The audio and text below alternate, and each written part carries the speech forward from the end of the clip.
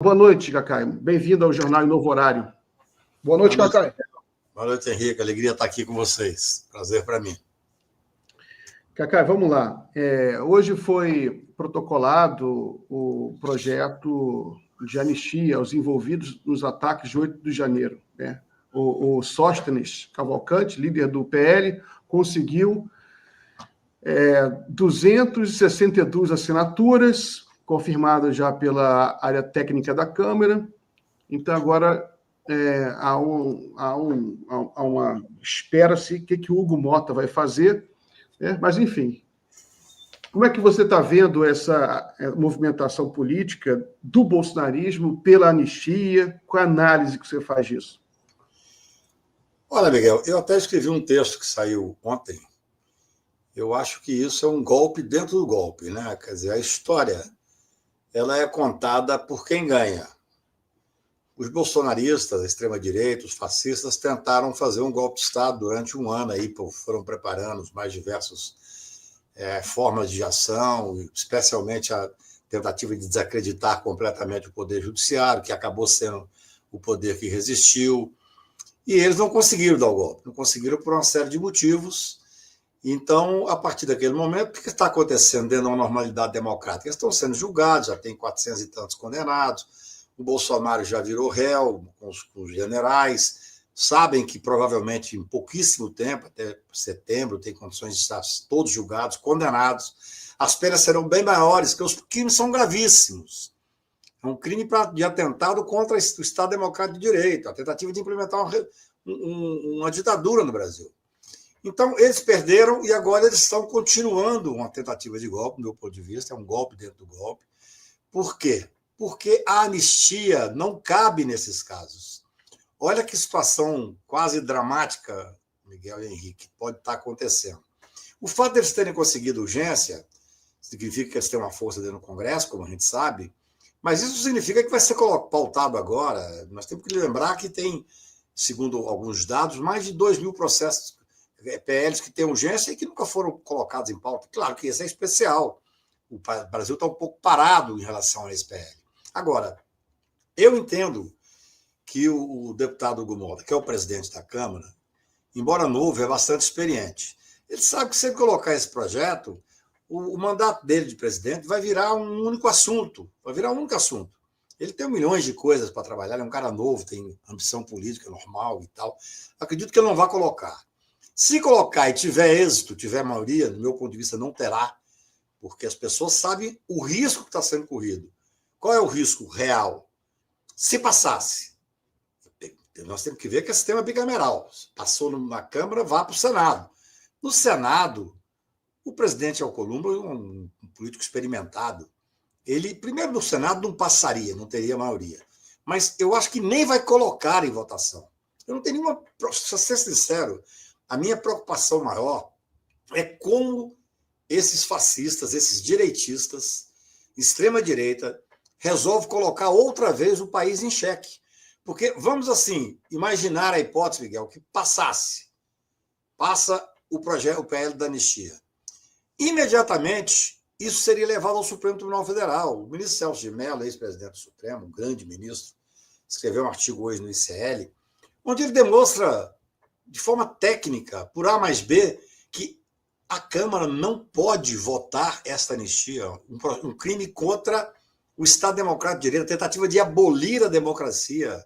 Ou seja, olha que situação esses direitistas estão tentando colocar o Brasil. Não vão conseguir, mas estão tentando colocar uma situação dramática, que seja esterçar mais uma vez a luta com o Supremo, tentar jogar o Supremo numa fogueira.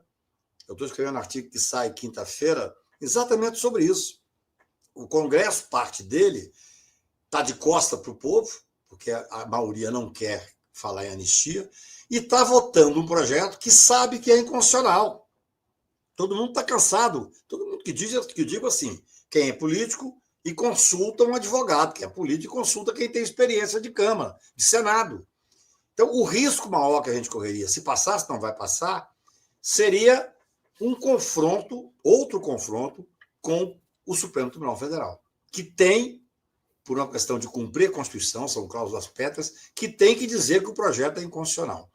Então, é muito barulho para nada, na verdade. O que eu pergunto, eu sei que o presidente Lula era o único capaz de ganhar aquela eleição dramática, que nós estávamos entre a barbárie e a civilização, e ele teve que fazer um grupo grande demais, amplo demais de apoio. Mas veja bem, no momento em que se coloca um projeto desse, que é um projeto contra o Estado Democrático de Direito, que é um projeto que vai abalar novamente uma certa estabilidade democrática que a gente está tentando conseguir. Pessoas que são ligadas a partidos que apoiam o governo, que têm ministros indicados por partidos, boa parte desses partidos tem gente que votou favorável a esse PL. Quer dizer, era hora também do executivo tentar botar o pé na porta. Falou, pera lá, não dá para o cidadão apoiar um PL, que é um PL golpista, e continuar fazendo parte do governo. Mas eu não tenho, posso dizer para vocês que estão me ouvindo, que se passasse, eu acho que não passará, acho que dificilmente, no meu ponto de vista, o Hugo, o presidente da Câmara, vai colocar esse projeto em votação agora. E se passasse com todas as dificuldades, o Senado não será talvez nem colocado em votação. Se fosse, não passaria. Agora, qual é a intenção deles? Pode ter certeza, é o golpe dentro do golpe.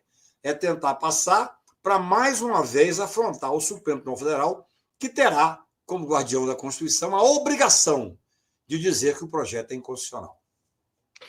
Agora, Cacai, eu tenho me dedicado aí praticamente nos últimos 15 dias a tratar exatamente disso, a apurar todo santo dia isso que você estava falando agora, das possibilidades desse PL de anistia conseguir chegar, digamos assim, a uma aprovação final. Cada etapa. Primeiro as assinaturas, depois o Congresso, a Câmara, depois eventualmente o Senado, que deve ser barrado, mas não deve passar nem na Câmara. Enfim, a gente sabe disso tudo. Mas eu queria pular para uma outra ponta dessa questão.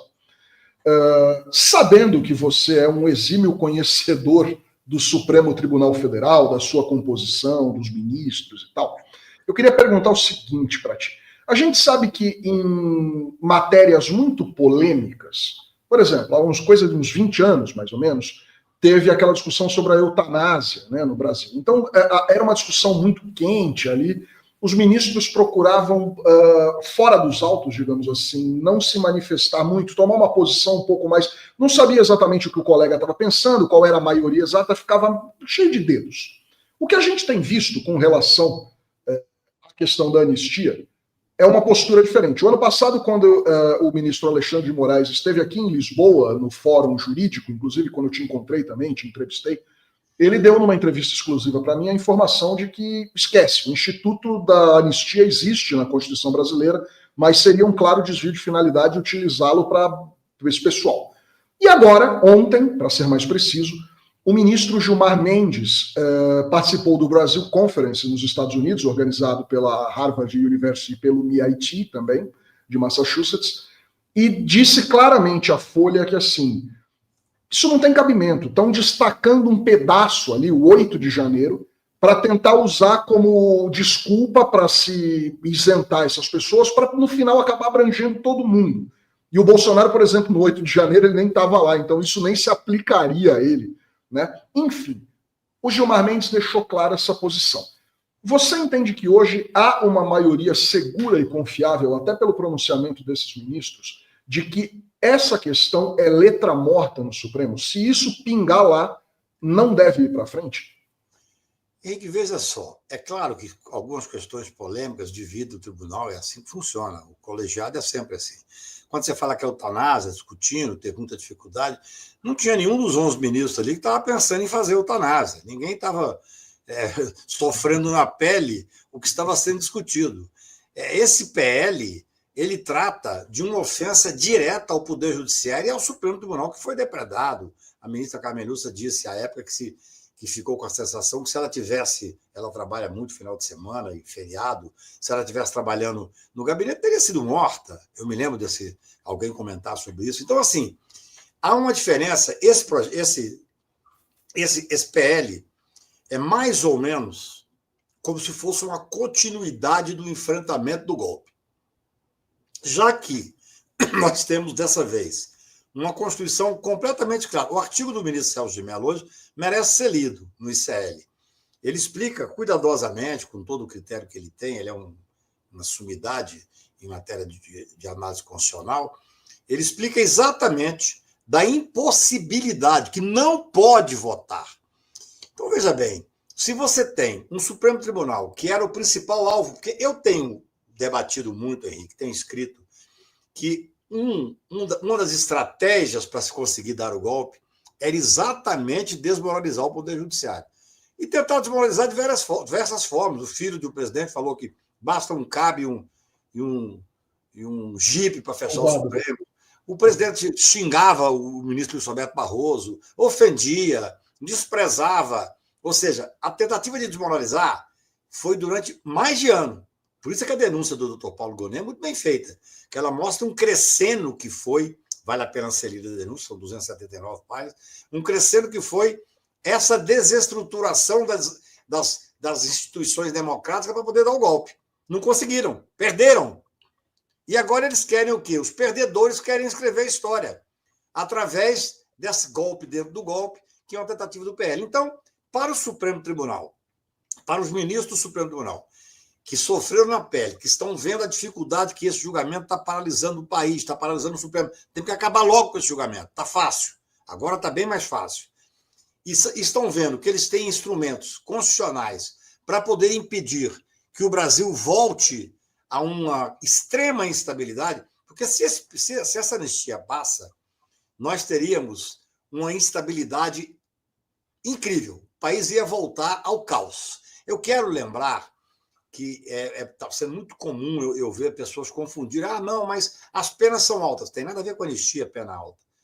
O Congresso Nacional não tem o poder de decidir sobre uma pena específica aplicada e transitada em julgado pelo Supremo Tribunal Federal. Isso é uma outra história, que daria também uma longa discussão, porque algumas pessoas incautamente, as penas são altas, eu acho que o Congresso tem que discutir diminuição de pena. Não pode. Ele pode tornar tal ato típico não típico? Pode. Isso é uma outra história. Então, assim, em relação ao PL da anistia, do meu ponto de vista, eles conseguiriam esse número aí. Claro, é o número mínimo. Conseguiriam pegar, tiveram 4 a mais. São muitos deputados? São muitos deputados. No meu ponto de vista, nem votar o presidente vai colocar.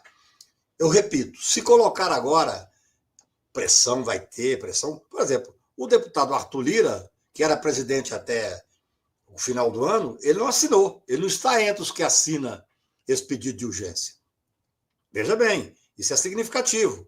E agora, se isto passasse, seria a única pauta que o doutor Hugo Mota teria no seu mandato. Ele não vai querer isso para ele. E vai dividir o país. Depois tem o Senado, que também eu acho que tranquilamente não passa. Agora, o principal, o Supremo Tribunal Federal, se, falando no linguajar simples aqui, se julgarem essa bola de fogo no colo dele, é simples. São cláusulas pétreas para serem aplicadas, aplicar a Constituição e dizer não é possível ter anistia sobre esse tema. Eu acredito isso piamente. Pode ter um voto divergente, claro, faz parte, todo colegiado tem. Mas acho que existe uma maioria muito ampla para, se passar na Câmara, se passar no Senado, se chegar no Supremo Tribunal Federal, o Supremo vai dizer que é inconstitucional. Perfeito. Cacai, temos 2 superchats aqui, são 2 perguntas. Eu vou ler os 2 e aí eu vou pedir para que você, na sequência, comente. O primeiro deles é esse aqui, da Andréia Cristina, que pergunta assim: Cacai, não se tem deputados e senadores envolvidos nesse golpe, eles podem votar para se auto-anistiar? Por que essa demora da PGR? Que eu me lembre aqui exatamente, não há senadores nisso, e deputados, eu creio que só haja o deputado, hoje deputado, na época não era, o Alexandre Ramagem, que foi chefe da ABIN. Eu não tenho bem certeza, mas acho que ele é o único deputado. É isso mesmo, exatamente. É só ele. Né? Essa é a primeira pergunta.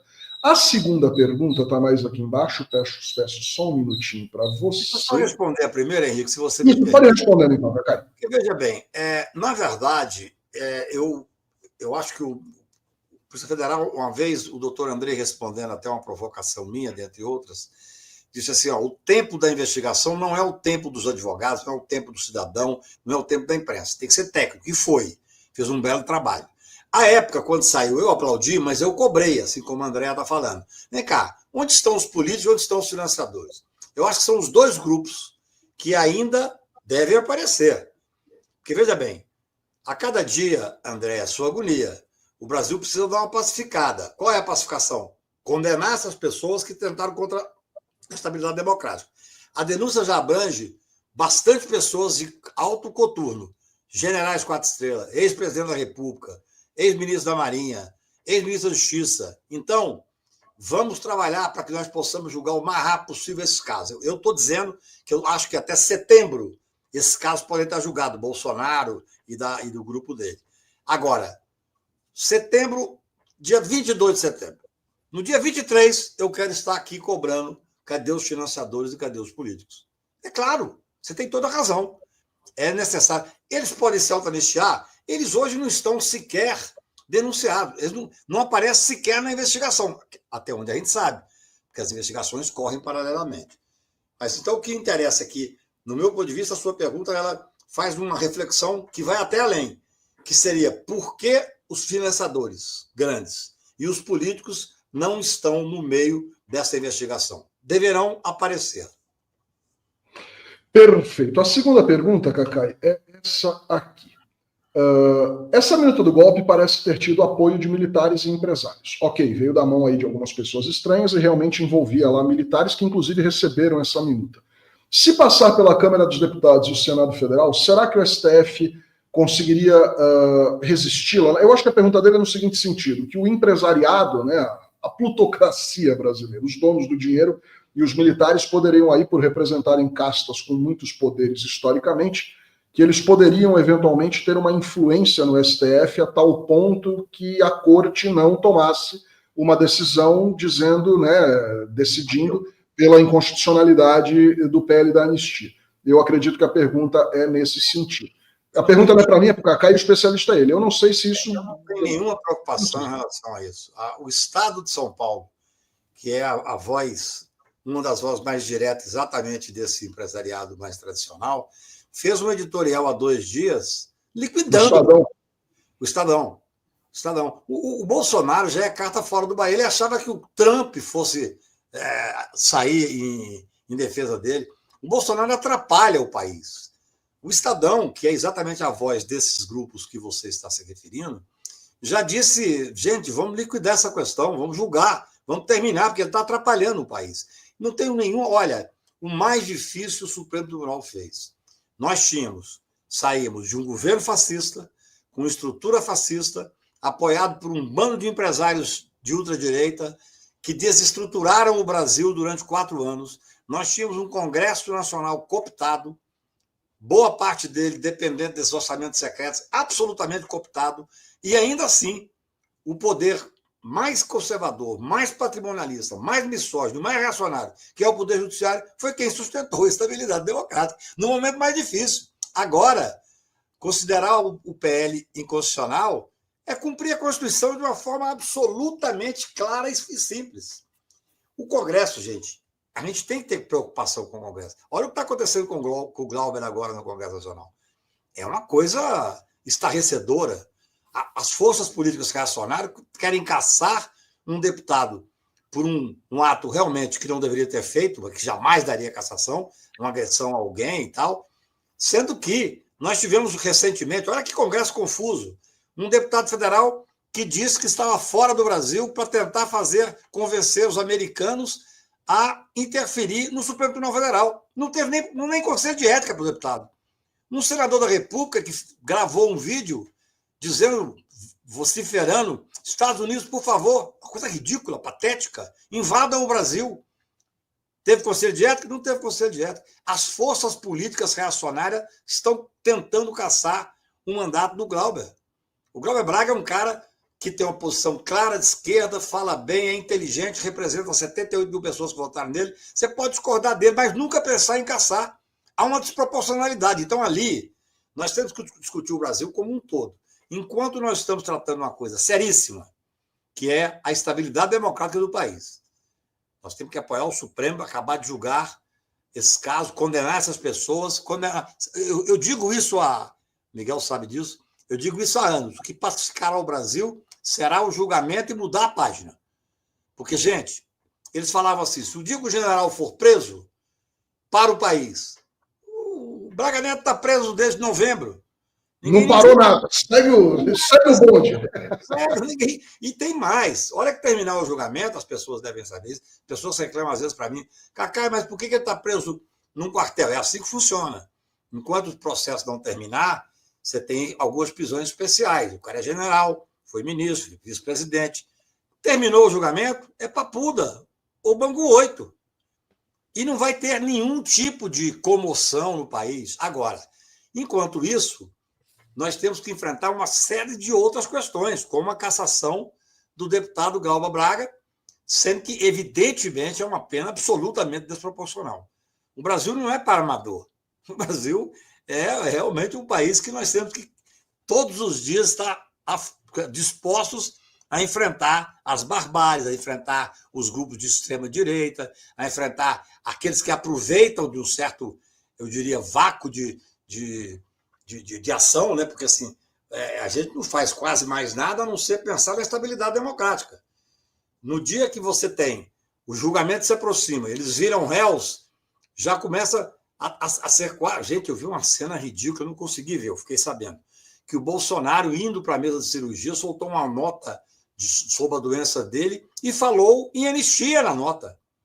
É algo absolutamente patético. Quer dizer, nós temos que estar dispostos a fazer esse acompanhamento, porque, para mim, não passa esse projeto ao final no Senado Federal, se chegar lá, mas se não chegar provocado, porque será provocado, certamente, o Supremo tem ampla condição, muito mais fácil, não preocupe não, muito mais fácil do que ele fez no início. Prendeu 1.000 e tantas pessoas, colocou gente graúda na cadeia em seguida, está tocando o processo, tentando dar o máximo possível dos direitos constitucionais da ampla defesa, do devido processo legal. As penas são altas, Miguel, já te falei sobre isso, porque não tem como não ser. Os crimes são gravíssimos e as penas mínimas dos 5 crimes são altas. Somadas, dá 14 anos, dá 12 anos. Tudo bem, o Congresso que sente e começa a rever a questão das penas. Eu sou contra a pena alta, Henrique. Eu sou contra. Eu acho que a prisão tem que ser a última raça. Mas a última raça que a gente chama no direito é exatamente quando tem um crime de tentativa de abolição da democracia. Não tem saída. Se isso não for grave, nada mais é grave, não é mesmo? Nada mais é grave, evidentemente. Cacai, tem um outro superchat aqui do Hamilton, né? Só para esclarecendo a pergunta dele anterior, eu falei da crise institucional, que ela pode se tornar irreversível, insuportável pelo STF até. Bolsonaro nem existe mais. É isso aí. Obrigado pelo superchat. Hamilton... Eu concordo com o Hamilton. Eu acho que nós temos que... O problema é um pouco, Hamilton, o que eu acho que eu disse no início, pelo menos tentei dizer. É o golpe dentro do golpe. Eles estão tentando... Eles perderam. Quem perde, em regra, não escreve a história. Nós deveríamos estar escrevendo a história como o Supremo está escrevendo, como alguns democratas estão fazendo essa defesa que nós estamos fazendo aqui agora, porque senão eu provavelmente não estaria nem no Brasil. Então, é claro que nessa tentativa de continuar o golpe, a tentativa de golpe, de tentar desestabilizar a sociedade brasileira, cansa. O Supremo Tribunal, obviamente, deve estar esgotado. Pautas importantíssimas que não são colocadas em julgamento. O Supremo virou...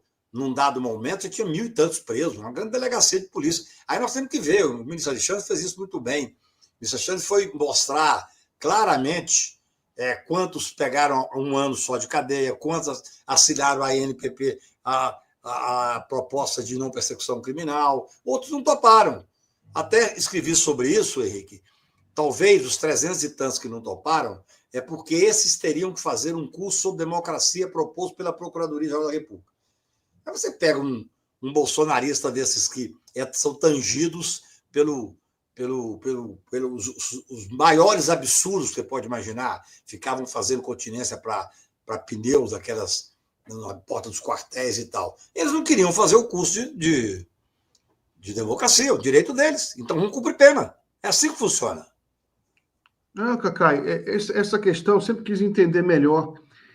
Então, o STF ofereceu isso para alguns réus, em troca de pena, fazer um curso Existe um instituto muito legal, que é a hipótese de você fazer uma proposta, o Ministério Público faz a proposta, claro que tem requisito, até valor de pena, não pode ser crime violento, então não dava para pegar os 1.000 e tantos que estavam lá, por isso 400 e tantos foram condenados, alguns em penas muito altas, outras em penas médias, que também já é alta de qualquer forma, e outras em penas, tem condenação, várias condenações de 1 ano.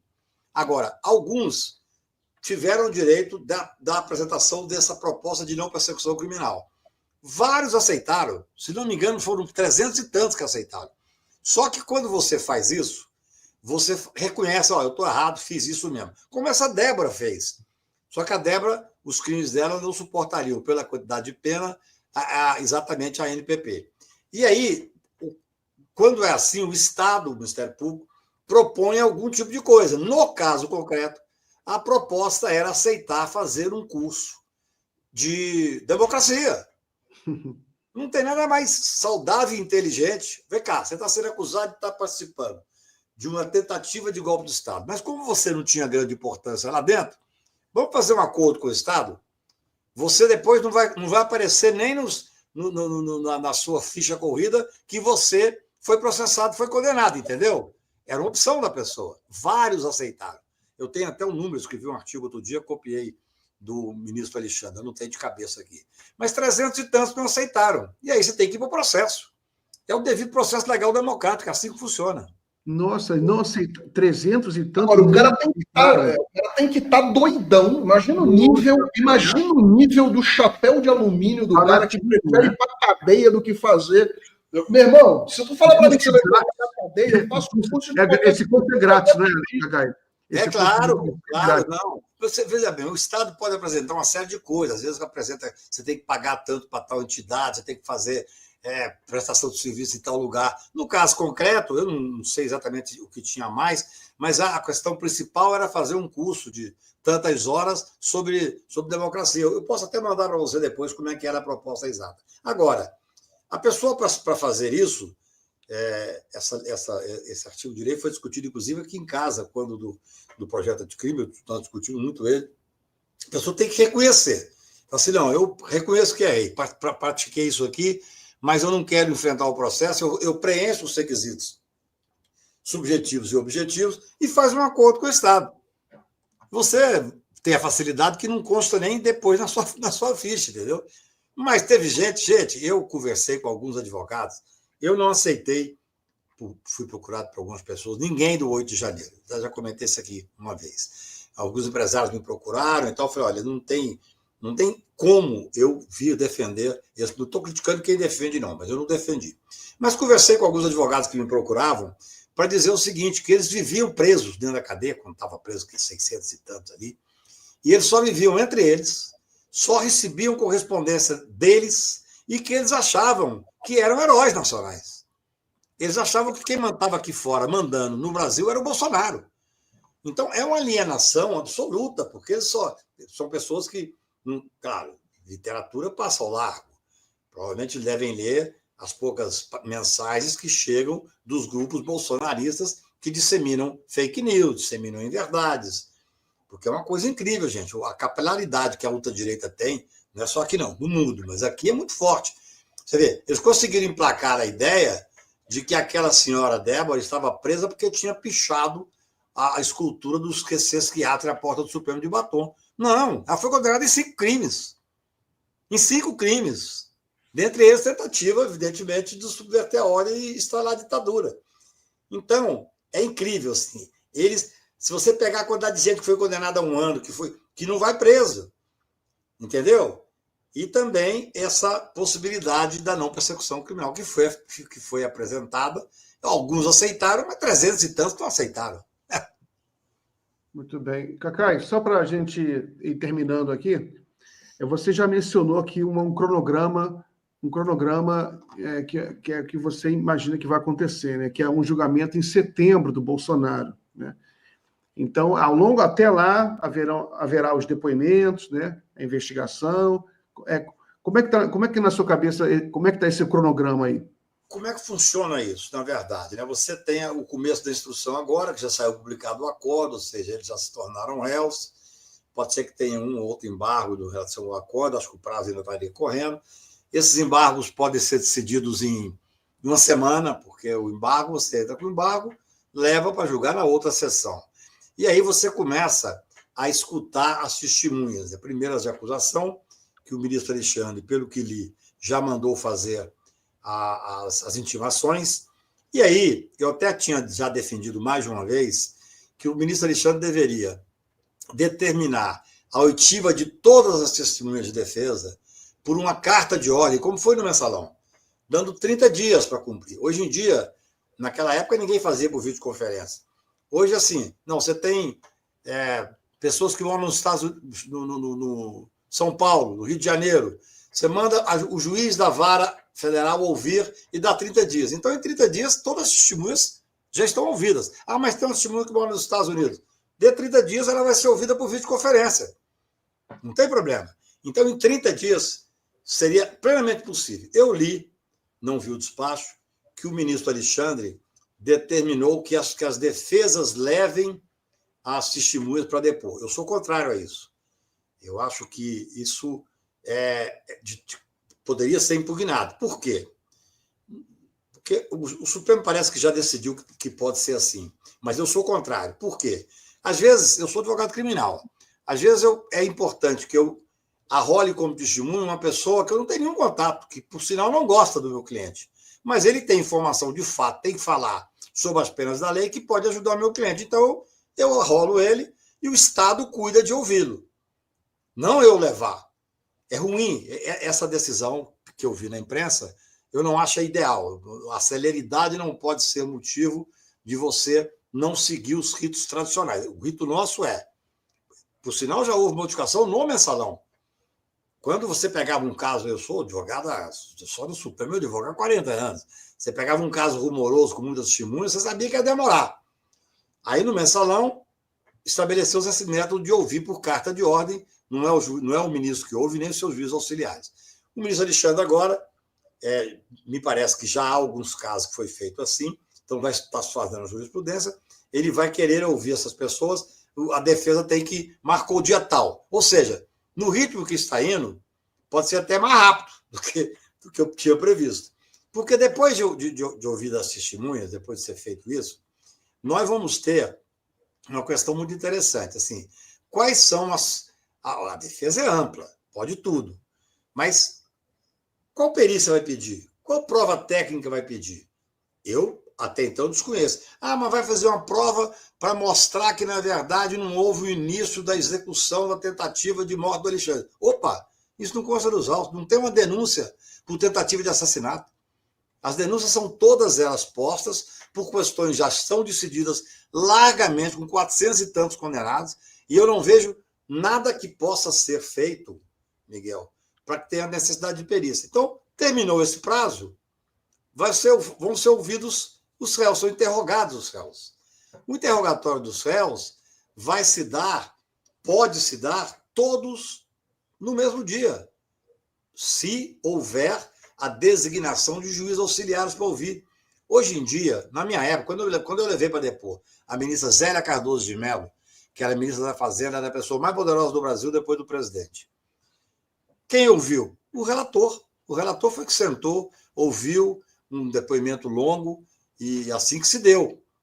Tem até um fato interessante que eu falei para ela assim, Zélia, fica tranquila, porque o relator é a pessoa mais calma e educada que eu já vi na minha vida, o ministro Nery da Silveira.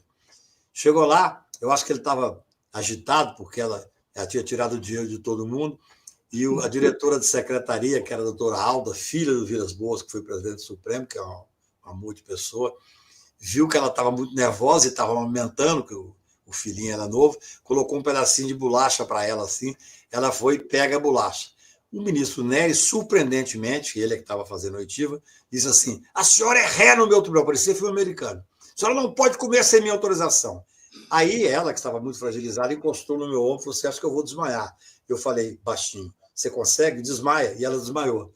Então, você imagina, isso, ainda bem que não tinha televisão na época, não teria sido um escândalo. Então, assim, vão ser ouvidas os réus, se for colocado, não que o ministro Alexandre queira ouvidos, acredito que ele não vai querer, mas se quiser, seria o ideal. no máximo 7 dias houve todos os réus. 7 dias. Depois você tem as alegações finais, que são prazos definidos, e o processo estará maduro para ser julgado. Talvez ainda esse semestre. O julgamento em si, aí é só na primeira turma, né? Só naquela primeira turma. Primeira turma. O Cacá, e como se dá? Eles, na verdade, votam todos ou é parecido com aquele... O rito é parecido com aquele de admissibilidade? Eles vão ter uma sessão em que cada um vai dando seu voto até formar uma maioria e depois concluir, é isso? É assim, quando terminar as alegações finais, o ministro Alexandre vai estudar o caso e vai disponibilizar para julgamento. Ele vai dizer, pedir pauta para o dia, por hipótese, 10 de agosto. Bem, aí nesse dia, aí agora, lá naquele momento, os advogados tiveram 15 minutos cada um, porque era recebimento da denúncia. Agora, como é ação penal, cada advogado pode falar 1 hora. Vocês notaram que no recebimento, a parte da manhã ficou só para as falas dos advogados. Agora, nós teremos em torno de 8, 9 horas só de fala. Porque fala primeiro o Ministério Público, deve falar 2 horas, e depois cada advogado pode usar até 1 hora. Terminou, é o voto, aí vai dar a mesma sistemática. Voto do relator, o ministro Alexandre, e depois cada um faz o seu voto do tempo que quiser. E não tem pedido de vista, não, né? Pode ter. Lá vem o Fux fazer eu guardar minha caixa de rojão mais 6 meses aqui em casa. Eu acho que num caso dessa magnitude e que o país inteiro está acompanhando, o pedido de vista, em regra, é quando tem uma matéria nova que surge, quando há um debate que pode supor o cara, não, isso aqui eu preciso estudar. Por exemplo, as preliminares, eu já dizia isso disso aqui, já estavam todas resolvidas, não teve nenhuma preliminar que foi novidade. A única preliminar que não tinha sido resolvida era a validade da delação do Cid, porque isso não tinha sido discutido nos outros processos. Agora já está decidido, vai ser decidido no final. Pode ser que alguém fale, não, essa delação ela não vale. Para efeito de julgamento do Bolsonaro, dos generais e dos ministros, não há nenhuma relevância. Existem várias provas que foram carreadas na investigação que são absolutamente suficientes. Se tirar a delação do Cid, o único prejudicado é o Cid, que ele perde os benefícios. Então, o julgamento ele se anuncia com bastante chance, salvo algum imprevisto, de se dar até setembro, como eu falei. Muito bem. Cacá, então, muito obrigado pela entrevista. Um forte abraço, até a próxima. Abraço, querido. Um abraço para todos.